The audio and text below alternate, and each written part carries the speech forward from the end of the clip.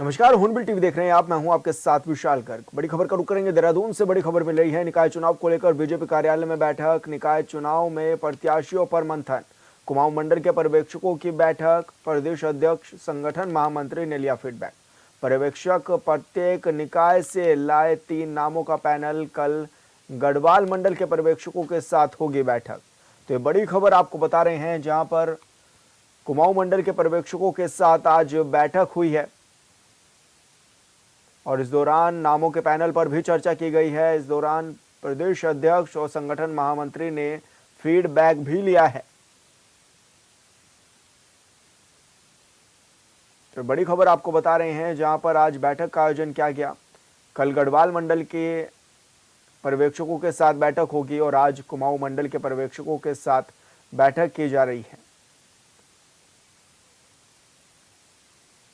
इस दौरान पर्यवेक्षकों ने नामों का पैनल भी सामने रखा है, प्रदेश अध्यक्ष और संगठन महामंत्री के, जिन पर चर्चा भी की गई है। और निकाय चुनाव में प्रत्याशियों के नाम पर अब मंथन भी किया जा रहा है। तो बड़ी खबर आपको बता रहे हैं, जहां पर कुमाऊं मंडल के पर्यवेक्षकों की बैठक अभी जारी है। इस दौरान नामों के पैनल पर भी चर्चा की जा रही है। पर्यवेक्षक प्रत्येक निकाय से 3 नामों का पैनल लेकर के आए हैं।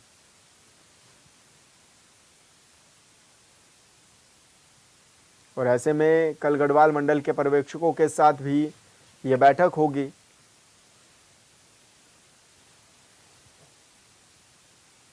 जिसमें नामों के पैनल पर चर्चा की जाएगी।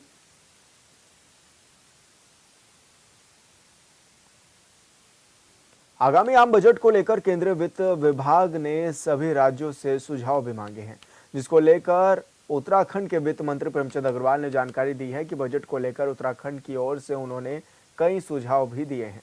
उन्होंने कहा है कि उत्तराखंड में कई परियोजनाएं केंद्र से आधारित हैं, जिनका बजट बढ़ाए जाने की जरूरत है।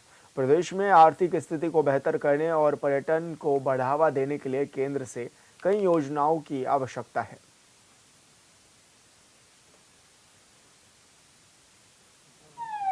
देखिए, मेरी जैसलमेर 2 तरह की बैठक थी, एक प्री बजट को लेके और एक जीएसटी काउंसिल को लेके। प्री बजट में मैंने अपने उत्तराखंड के संदर्भ में 11 बिंदुओं पर अपनी बातचीत रखी। जैसे हमारे यहाँ आप जानते हैं कि पहाड़ी और तराई 2 तरह के क्षेत्र हैं और तराई क्षेत्र में कई जगह पानी का बड़ा अभाव जैसे रहता है और उसके लिए आप जानते हैं हमने सौंग बांध परियोजना यहाँ पे उसको स्वीकृति दी थी, जिसका लागत 25 करोड़ की थी, जिसमें अभी हमें 100 करोड़ रुपये मिला है। हमने आग्रह किया कि हमें और पैसा मिले ताकि, और इसके साथ साथ जो हमारा तराई क्षेत्र है वहाँ पे और पैसा मिले ताकि हमारे उस क्षेत्र की जो भी समस्याएं हैं उस पानी के रूप में उसको हम लोग ठीक ठाक कर सकें। और ऐसे ही हमारे यहाँ चूँकि पर्यटन प्रदेश भी है, तीर्थाटन प्रदेश भी है, यहाँ हमारी पॉपुलेशन 1.25 करोड़ है और फ्लोटिंग पॉपुलेशन जो 5-6 गुना ज़्यादा हमारे यहाँ आती है। जैसे कुंभ कभी लगे, कावड़ यात्रा हर वर्ष रहती है, तीर्थाटन के लिए और भी हमारे 4 धाम यात्रा है, स्नान है, या दूसरे रूप में कहें तो हमारे यहाँ पर्यटन है। तो उसमें हमारे रख रखाव और तमाम चीज़ों की व्यवस्थाएं हैं, साफ़ सफाई है, उनके लिए यातायात है। इसके लिए भी मैंने कहा है कि कुछ हमें फंड मिले ताकि हम लोग उसकी ठीक से व्यवस्था कर सकें। इसी प्रकार और बिंदुओं में मैंने बातचीत की। उत्तराखंड में अवैध रूप से चल रहे मदरसों और उनकी फंडिंग की जांच शुरू होने वाली है। बता दें कि मुख्यमंत्री पुष्कर सिंह धामी ने प्रदेश में सभी मदरसों का सत्यापन और उसमें हो रही गतिविधियों की जांच करने के आदेश दिए थे।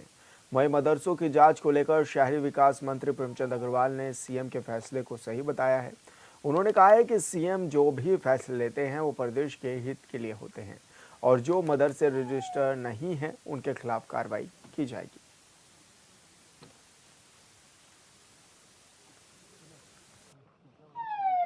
देखिए, माननीय मुख्यमंत्री जो भी निर्णय लेते हैं प्रदेश के हित में लेते हैं और इस प्रकार के जो भी, यदि कोई भी मदरसे रजिस्टर्ड है तो निश्चित रूप से एक विषय अलग है और जो मदरसे रजिस्टर्ड नहीं है वो विषय बिल्कुल अलग है। तो उनके लिए तो सरकार निश्चित रूप से कार्रवाई करेगी और ये खाली मदरसों का विषय नहीं, हम सभी के लिए बात करते हैं। वैध के लिए सरकार साथ खड़ी है, अवैध के लिए सरकार हमेशा उसके उत्तराखंड में बीजेपी ने निकाय चुनाव के लिए 26 दिसंबर से प्रत्याशियों की सूची जारी करने का फैसला लिया है। पार्टी प्रदेश अध्यक्ष महेंद्र भट्ट ने कहा है कि पार्टी में सभी सीटों के लिए पर्यवेक्षकों ने अपनी रायशुमारी पूरी कर ली है। सभी वरिष्ठ नेताओं से राय की जा रही है। सभी विधायकों के साथ वर्चुअल बैठक कर उनसे भी पार्टी के लिए राय मांगी जा रही है। साथ ही सभी प्रत्याशियों को जिताने की अपील भी की जा रही है। महेंद्र भट्ट ने सभी नेताओं से एक बार फिर आग्रह किया है कि सभी लोग पार्टी फोरम में ही अपनी बात रखें।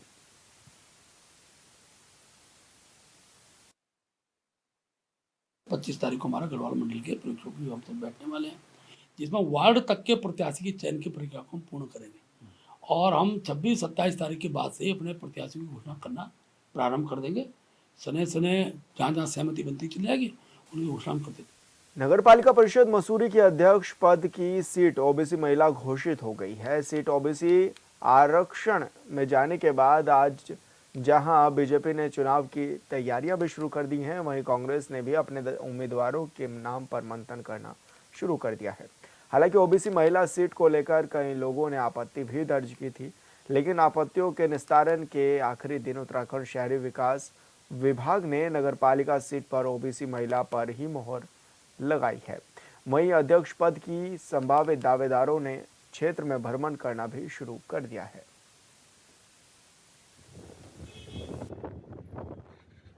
मैं सरकार का धन्यवाद करना चाहता हूँ कि देश आज़ाद होने के बाद पहली बार मसूरी को ओबीसी महिला सीट करने के लिए, क्योंकि पहली बार महिला सीट हुई है तो महिलाओं को लड़ने का सौभाग्य मिला है। और जैसे कि देश के प्रधानमंत्री नरेंद्र मोदी जी ने भी महिला आरक्षण बिल संसद में पारित किया है, उसके लिए भी मैं धन्यवाद करता हूँ। उसी का रिजल्ट है कि आज मसूरी सीट महिला ओबीसी हुई है और इसमें ओबीसी वर्ग का जो मसूरी में समाज रह रहा है उनको भी मौका मिल रहा है चुनाव में प्रतिभाग करने के लिए और साथ में एक मातृशक्ति को आगे बढ़ने का मौका मिलेगा। कुछ दिनों पहले आरक्षण तय हुआ था और मसूरी में नगर पालिका जो सीट थी वो महिला ओबीसी की गई थी। उसमें कई तरह की आपत्तियां हुई, उनमें सुनवाई भी हुई, लेकिन उसके पश्चात जब फाइनल रोस्टर आया तो उसमें ओबीसी महिला ही सीट है नगर पालिका अध्यक्ष की। तो कांग्रेस तो हर सीट के लिए तैयार थी। कांग्रेस के लिए चाहे जनरल सीट हो, चाहे ओबीसी महिला हो, चाहे आरक्षित हो, अनारक्षित हो, कोई सी भी सीट हो, कांग्रेस हर समय तैयार है। और कांग्रेस का जो विजन है वो मसूरी का विकास है और मसूरी के विकास के लिए वो तत्पर रहेगी और निरंतर विकास की लड़ाई कांग्रेस लड़ रही है और आगे भी लड़ेगी। और जो ये ओबीसी महिला का जो आरक्षण तय हुआ है तो महिलाओं को कहीं ना कहीं इसमें सम्मान मिल रहा है और सम्मान की दृष्टि से हम उसको देखें। सुशासन सप्ताह के अंतर्गत डोईवाला के प्रेमनगर स्थित मारखम ग्रांट पंचायत घर पर तहसील और ब्लॉक स्तरीय बहुउद्देशीय शिविर का आयोजन किया गया है, जिसमें डोईवाला के तहसीलदार मोहन सिंह रागड़ समेत कई विभाग के अधिकारियों ने स्टॉल लगाकर सरकार की तरफ से चलाई जा रही जन कल्याणकारी योजनाओं की जानकारी दी है। साथ ही शिविर में पहुंचे फरियादियों की समस्याएं भी सुनी और कई समस्याओं का मौके पर ही निस्तारण किया गया है।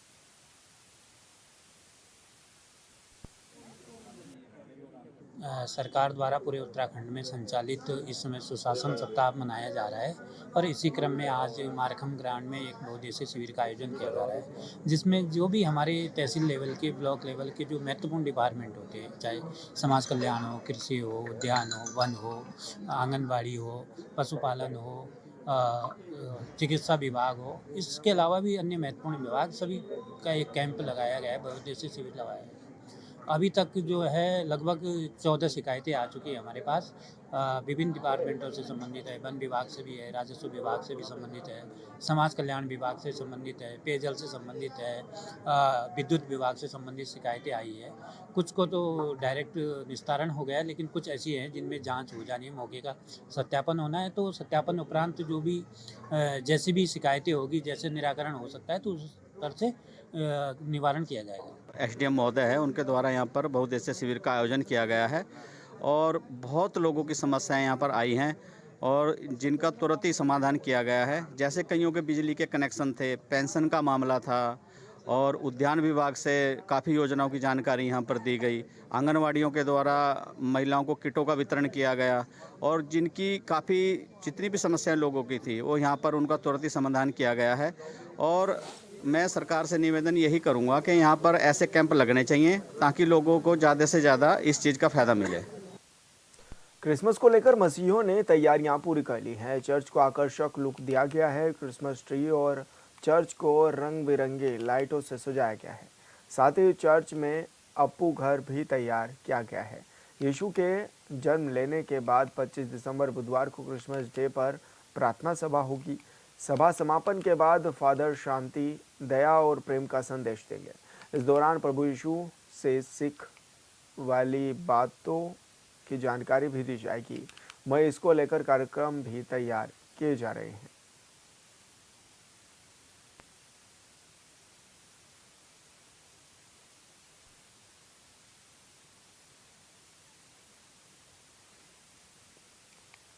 नैनीताल हमेशा से ही पर्यटन और पर्यटकों के लिए खास रहा है। नैनीताल में लाखों की संख्या में पर्यटक आते हैं और सरोवर नगरी की वादियों का भरपूर आनंद भी लेते हैं।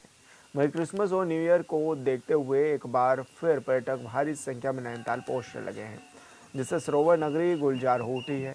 वहीं क्रिसमस रैली के दौरान पर्यटक सेंटा क्लॉज के साथ सेल्फी खींचते हुए भी दिखाई दिए हैं। इसी बीच सेंटा क्लॉज कमाऊनी वाद्य यंत्र छोलियों के साथ भी थिरकते हुए नजर आए।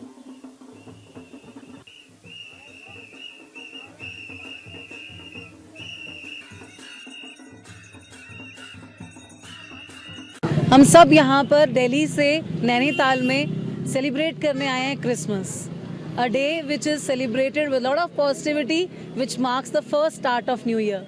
अचानक एक सरप्राइज मिला मॉल रोड पर और ये सरप्राइज इतना बढ़िया था कि इसने हमारा यहाँ आना जिसे कहते हैं उसमें चार चांद लगा दिया। क्रिसमस का सेलिब्रेशन दूसरा मेरी डॉटर का बर्थडे भी 25 दिसंबर को होता है, तो really I am very happy. वैसे मैं वाइफ भी बिलोंग टू बवाली, हम लोग नैनीताल के ही हो गए हैं, लेकिन ये नया सरप्राइज मुझे पहली बार देखने को मिला। Really so wonderful of it. Thank you all of you. Enjoy कर रहे हैं, बहुत अच्छा लग रहा है कि हमारी होटल से रैली जाती है मॉल रोड तक। हम सभी लोग स्टाफ एंजॉय करते हुए जाते हैं। हमारे साथ हमारे बाकी कलीग भी है जो वहाँ पे छलिया डांस करते हुए आ रहे हैं, तो बहुत उत्साह है हम लोगों के बीच में क्रिसमस को लेके। देखिए, जैसे क्रिसमस में हर साल हम करते आए हैं, हमने ये क्रिसमस परेड हर साल हमारी निकलती है और आज भी हम उसी एक्साइटमेंट के साथ निकाल रहे हैं। उसके बाद कल क्रिसमस का कैरल सिंगिंग होगी, गैला डिनर का आयोजन किया गया है, तो बहुत सारे गेम्स हैं, मैजिक शो है, पपेट शो है, इस तरह की चीज़ें हम। चमोली के ऊंचाई वाले इलाकों समेत सीमांत प्रखंड ज्योतिर्मठ की नीति माना घाटी में मौसम के बदले मिजाज से पर्यटकों से लेकर कारोबारी सब खुश नजर आ रहे हैं, क्योंकि नीति घाटी पूरी तरह बर्फ से ढक चुकी है। यहाँ आ रहे पर्यटक और कारोबारियों को काफी समय से बर्फबारी का इंतजार था, जो अब जाकर खत्म हुआ है।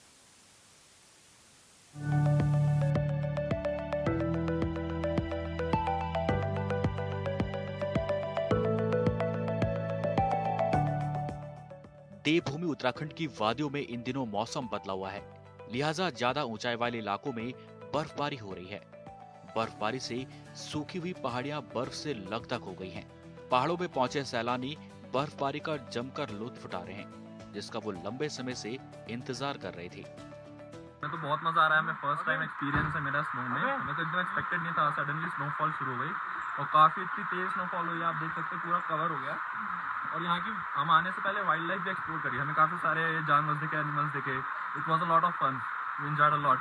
We hope you also come here. प्रदेश के कई हिल स्टेशनों में जमकर बर्फबारी हुई है, जिसके बाद हिल स्टेशनों में पर्यटकों की आमद बढ़ गई है और पर्यटक जमकर बर्फबारी का आनंद ले रहे हैं। वहीं बर्फबारी से ठंड में भी इजाफा हो गया। ठंड से बचने के लिए लोग अलाव का सहारा ले रहे हैं। वहीं मैदानी इलाकों में बारिश के साथ कड़ी ठंड पड़ रही है, लोग घरों से बाहर निकलने से बच रहे हैं। मैदानी क्षेत्रों में कोहरा भी लोगों की परेशानियां बढ़ा रहा है। पूरा नजारा, कल हम लोग जाएंगे टिम्बर सैंड महादेव के दर्शन करने के लिए। फिर देखिए वो वहाँ पर गेस्ट आपके बॉनफायर पे बैठे हैं। राज्य के कई ऊंचाई वाले इलाकों में बर्फबारी हुई है। औली, उत्तरकाशी, चक्राता, बद्रीनाथ, केदारनाथ जैसे ऊंचाई वाले इलाके बर्फ की सफेद चादर से ढक चुके हैं। जानकारी के मुताबिक धामों में अभी तक 1 फीट से अधिक बर्फ गिर चुकी है। मौसम विभाग ने अलर्ट जारी किया है, क्रिसमस और न्यू ईयर पर ज्यादा ठंड हो सकती है। आज ये तो बात जायज है, अब की ठंड के काम से तो असर तो पड़ता है। जब लोग वहाँ घर से नहीं निकलेंगे तो काम कहाँ से चलेगा। अब ठंड सही हो तो मौसम से अच्छा है तो लोग वहाँ घूमने फिरने भी निकलेंगे, बाहर काम भी अच्छा चलेगा। अभी जैसे मौसम विभाग ने जता दिया कि अब जल्दी और बारिश भी होगी और बर्फबारी भी होगी। हाँ जी, बर्फबारी बता रखे, उससे तो बहुत फर्क पड़ेगा। शायद हो कि बंद ही करना पड़े 5-7 दिन के लिए, 5-4 दिन के लिए काम। उत्तराखंड के मशहूर पर्यटन स्थल और इसके रिजॉर्ट औली भी इस बार फिर से जबरदस्त बर्फ की आगोश में आ चुका है। औली की वादियों में तस्वीरों में देख सकते हैं किस तरह पेड़ पौधे, मकान, रास्ते सब कुछ यहाँ बर्फ की आगोश में दिखाई दे रहे हैं। जिसके बाद औली का नजारा अपने आप में बहुत ही खूबसूरत दिखाई दे रहा है, जिसका इंतजार पर्यटकों को और स्थानीय होटल व्यवसायियों को लंबे समय से था, वह अब जाकर यहाँ पर देखने को मिल रहा है। थोड़ा कपड़े कुपड़े डाल के आराम से अपना सेफ्टी करके निकले। और बारिश का भी असर हो रहा है, कहीं कहीं तो बूंदे पड़ भी रही हैं और कहीं पे नहीं भी पड़ रही हैं। ठीक है, यह है कि ठंड को लेके बचा करके लेके चले अपना। भी होनी है वो तो मसूरी की साइड तो होगी, उसके प्रभाव तो नीचे पड़ेगा। काफी ठंड है। बात सिर्फ चमोली के औली और ज्योतिर्मठ की नहीं है, देहरादून के चकराता में भी बर्फबारी हुई है। इधर पहाड़ों की रानी मसूरी में हल्की बर्फबारी हुई, बावजूद लोग मसूरी पहुंच रहे हैं। देहरादून से मसूरी और चकराता नजदीक है, जिसकी वजह से इन इलाकों में ज्यादा पर्यटक पहुंच रहे हैं, जिसे लेकर देहरादून पुलिस भी अलर्ट है। देहरादून के एसएसपी अजय कुमार सिंह ने पर्यटकों से अपील की है कि बर्फबारी की वजह से ठंड ज्यादा है, लिहाजा पर्यटक भरपूर गर्म कपड़ों के साथ आएं और ट्रैफिक नियमों का पालन करें।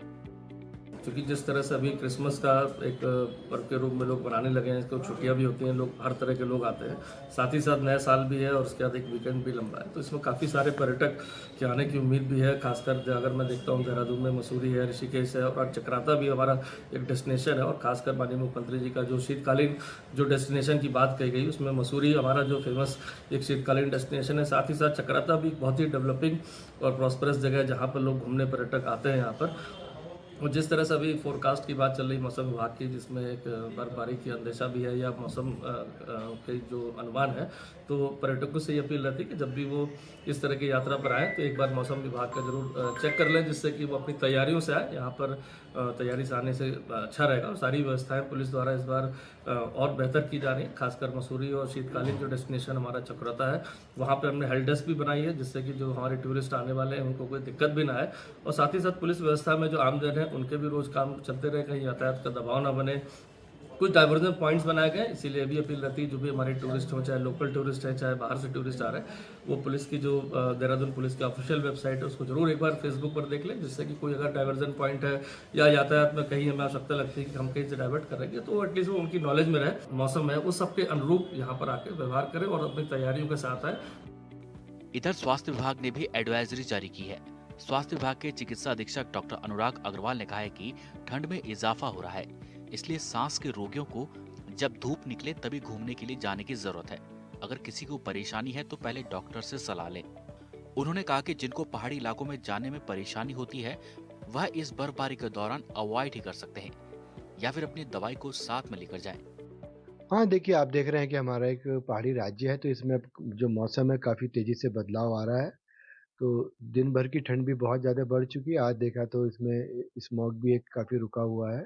तो ऐसे में जो पुराने सांस के मरीज हैं, डायबिटिक पेशेंट्स हैं, हार्ट के पेशेंट हैं या फिर गुर्दे के या कैंसर के, इस तरह के जो पुराने बीमार मरीज हैं जो लंबे समय तक बीमार रहे हैं और रह सकते हैं, उन सब में काफ़ी निमोनिया बढ़ने का चांस या गला खराब होकर जुकाम होने का चांस बढ़ जाता है। तो उन लोग को अपना बहुत ज़्यादा ध्यान ये रखना है कि बहुत सुबह शाम की जो अगर हम सूरज ना हो तब भी वॉक करें, वो सबसे बचें। और अपना इसमें अगर वॉक करनी है तो सूरज के नीचे ही, मतलब दोपहर के टाइम पर करें। गरिष्ठ भोजन बहुत ज़्यादा ना करें, ऐसे में हल्का भोजन करें। इसके अलावा अपनी जो भी आपकी दवाइयाँ हैं पुरानी, उनको कभी ना छोड़ें। ये सोचकर कि शायद अच्छा मौसम है, कुछ दवाई की कम अगर कर लें तो फ़र्क नहीं पड़ेगा। हाँ, देखिए जो हमारे पर्यटक बंधु भी आ रहे हैं पूरे देहरादून या इसके आगे की पहाड़ियों पर, उनसे भी अनुरोध यही है कि आप यहाँ आइए, आपका स्वागत है, लेकिन यहाँ बहुत ठंड है। ऐसे में ज़रूर से गर्म कपड़े अपने एक अच्छी मात्रा में लेके आइए। न्यू ईयर से पहले पहाड़ों में हुई बर्फबारी और मौसम के बदलते मिजाज में ठंड तो है, लेकिन कारोबारियों में इस बात की खुशी है कि पर्यटकों की संख्या और तेजी से बढ़ेगी, जिससे उनका कारोबार भी बढ़ेगा।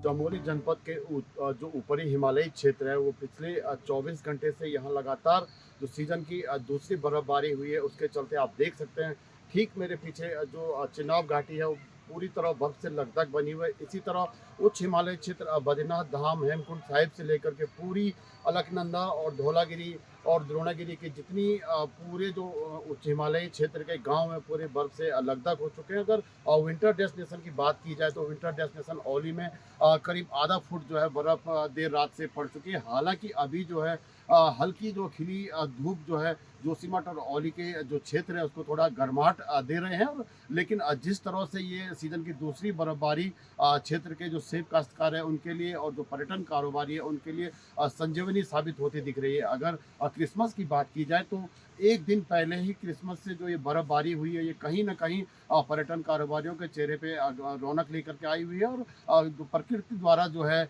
एक दिन पहले ही जो व्हाइट क्रिसमस के रूप में जो गिफ्ट जो है यहाँ पे पर्यटकों के लिए दिया है तो पर्यटक काफ़ी खुश नज़र आ रहे हैं। सुबह से ही 200 से ज़्यादा पर्यटक जोशीमठ से औली के लिए मूव कर चुके हैं और औली में जो बर्फानी खेलों के साथ साथ स्नो स्कीइंग और अन्य पर्यटन गतिविधियों का लुत्फ उठा रहे हैं। विंटर डेस्टिनेशन औली से संजय कुमार। और फिलहाल इस बुलेटिन में इतना ही। आप देखते रहिए हॉर्नबिल टीवी। नमस्कार।